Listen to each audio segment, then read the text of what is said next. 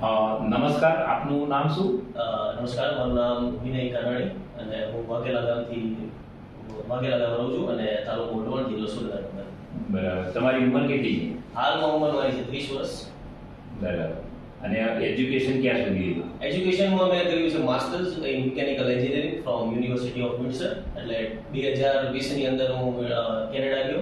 ત્યાં university of વિન્ડસરમાં મેં masters in mechanical Canada જઈ આવેલા છો? કેનેડા જઈ શું વાત છે? અને ત્યાં માસ્ટર ડિગ્રી પૂરું કર્યું પછી કાસ્કેડ કન્ટેનર બોર્ડ પેકેજિંગ કરીને એક કંપની છે જેની અંદર હું પ્રોડક્શન સુપરવાઇઝર હતો અને પ્રોડક્શન એન્જિનિયર બે કહી શકાય. બરાબર. અને ત્યાં મેં 1.5 વર્ષ કામ કર્યું. એ પછી એક બીજી કંપની હેરન એન્ડ શોપર્સ, ત્યાં 1.5 વર્ષ કામ કર્યું અને છેલ્લે પછી બધું પૂરું કરીને પાછો રિટર્ન ઇન્ડિયા આવતો રહ્યો. અને ઇન્ડિયા આવ્યા પછી પાછું મેં જ્ઞાન મંજરી ઇનોવેટિવ યુનિવર્સિટી છે ભાવનગર, ત્યાં as assistant professor and head of international relations છે કે જે ફોરેન યુનિવર્સિટી સાથે કોલેબોરેટ કરે, બંને કોલેજનું કોલેબોરેશન કરે અને સ્ટુડન્ટ એક્સચેન્જ પ્રોગ્રામ ચાલુ કરે કે આપણા સ્ટુડન્ટ ત્યાં જઈ શકે પર આસિસ્ટન્ટ પ્રોફેસર તરીકે જોબમાં લાગેલો. હા, ત્યાં એક વર્ષ જોબ પણ કરી અને હાલ જોબ ચાલુ? નહીં, છોડી દીધી. કેમ? ઓર્ગેનિક ફાર્મિંગ કરવું.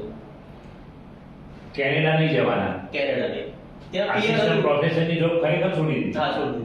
લાસ્ટ યર જ છોડી, દિવાળી. એમ નહીં, આજે આપણા ઝાલાવાડની અંદર યુવાનો બધા જોબ ગોતે છે, તો તમે આ કઈ સારું કર્યું લાગે કેમ? તમારું આત્મા શું કહે છે?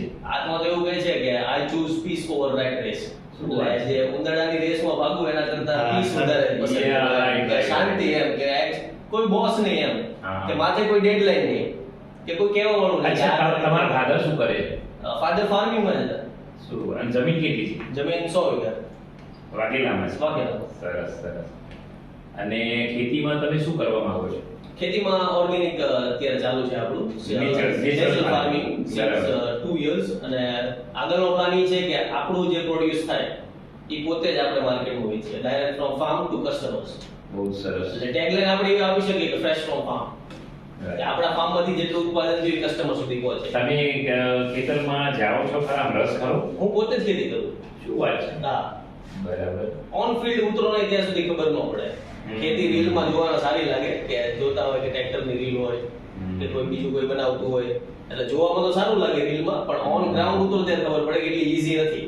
પણ ઈઝી નથી, પણ એડવેન્ચર એટલા બધા છે એની અંદર, સેટિસ્ફેક્શન નેક્સ્ટ લેવલ. અને જો ખરેખર ઇન્ટરેસ્ટ હશે હા, અને એ દિશામાં તમારો પ્રયત્ન હશે, હા, આ ઈઝી બાબત છે. હા, બરાબર. ફાર્મિંગ છે આ તો શું છે કે આમાં યુટ્યુબમાં જોવો ને આ બધા જો ક્યારેક કન્ફ્યુઝન થઈ જઈએ. થઈ ગયા. ખેતી છે સહજ છે, બરાબર, અને આપણા વડીલો ખેતી કરતા હતા સહજ, હા, બરાબર, પણ આને ધીમે ધીમે નેચરલ ફાર્મિંગ ને સમજીએ, એના જે આયામો છે એની પાછળ વૈજ્ઞાનિક તથ્યો શું છુપાયેલા છે અને પ્રેક્ટિકલ ધોરણે. ભલે તમારી પાસે 100 વીઘા જમીન છે, પણ એમાં હું કહું છું 20-25 વીઘા જમીન તમે અલગ કરો અને એમાં પ્રોપર પ્રાકૃતિક ખેતીમાં પ્રયાણ કરો અને ધીમે ધીમે આગળ વધો. અને આજે જબરજસ્ત વિદેશમાં અને આપણા ત્યાં પણ સાત્વિક વસ્તુ ખાવાની એટલી બધી લોકોમાં તમન્ના છે, પણ ખરેખર આજે સાત્વિકના નામે સાત્વિક વસ્તુ બજારમાં નથી મળતી. કસ્ટમરે છેતરાય છે. એટલે તમારા જેવા જો આવા યુવા ખેડૂતો આવશે અને નેચરલ ફાર્મિંગમાં કામ કરશે અને સાત્વિક વસ્તુ ડાયરેક્ટ કસ્ટમરને આપશે તો એ એક ઈશ્વરીય કાર્ય છે. આ એક ભક્તિનું કાર્ય છે અને જીવ માત્રનું કલ્યાણનું કામ છે. બરોબર. એટલે મારી એક અપેક્ષા છે, અમારા આત્મા સાથે જોડાઓ, અમારા પ્રાકૃતિક બોર્ડ સાથે જોડાઓ અને જિલ્લાની અંદર ઘણા ખેડૂતો બહુ સારી પ્રાકૃતિક ખેતી કરે છે અને મોડેલ ફાર્મ ડેવલપ કરે છે. એમના મોડેલ ફાર્મની હું તમને યાદી આપીશ અને મારા સ્ટાફને પણ કહીશ.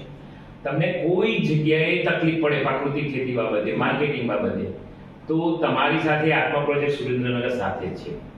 ક્યારે અડધી રાતે અમારા સ્ટાફને કે મને સીધો તમે કોન્ટેક્ટ કરી શકો છો અને તમે તમારા જેવા ભણેલા ગણેલા અને જ્યાં વિદેશમાં જવાની એને મનસા છે એવા યુવા ખેડૂતોને પકડો અને તમારા રસ્તા ઉપર લઈ જાઓ.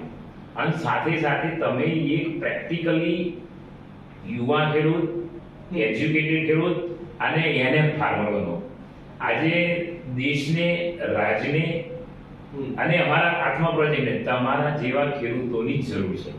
અને આપણી પ્રેરણાથી ઘણા યુવાનો આમાં આવતીકાલે આવે એવી ઉજ્જવળ તકો છે. આપણા જિલ્લાના ટોટલ પોપ્યુલેશનમાં મેક્સિમમ સુરેન્દ્રનગર જિલ્લો એવો છે હા. કે યુવાનો છે. યુવાનો છે, right. 35 વર્ષથી નાના હોય એવું પોપ્યુલેશન આપણા ત્યાં બહુ જ છે. ઘણું તો એને આ જે ખોટી ઘેલછા લાગી છે હમ. શહેરોમાં જવું કે વિદેશોમાં વિદેશોમાં જવું જવું. અને ખોટું ભારણરૂપ બનવું, હા. એના કરતા આપણા ત્યાં સુરેન્દ્રનગરમાં જમીનો સારી છે. ઘણી વાર. તો આપણે આપણા બાપદાદાના વડીલોનો વારસો જાળવી અને આપણા ભારતનો વારસો જ ભવ્ય છે. આપણો દેશ એટલે સોને કી ચીડિયા હતો. સોને કી ચીડિયા, હા. બરાબર, ગીધની નદીઓ વહેતી હતી હા. અને વિશ્વગુરુ.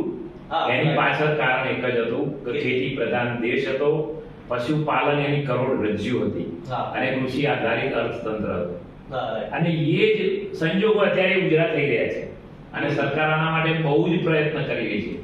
તો મારી એક અપેક્ષા છે, તમે આમાં આગળ આવો અને અમારા જ્યાં જ્યાં સરકારની સહાય યોજનાઓ છે એનો તમે અવશ્ય લાભ લો.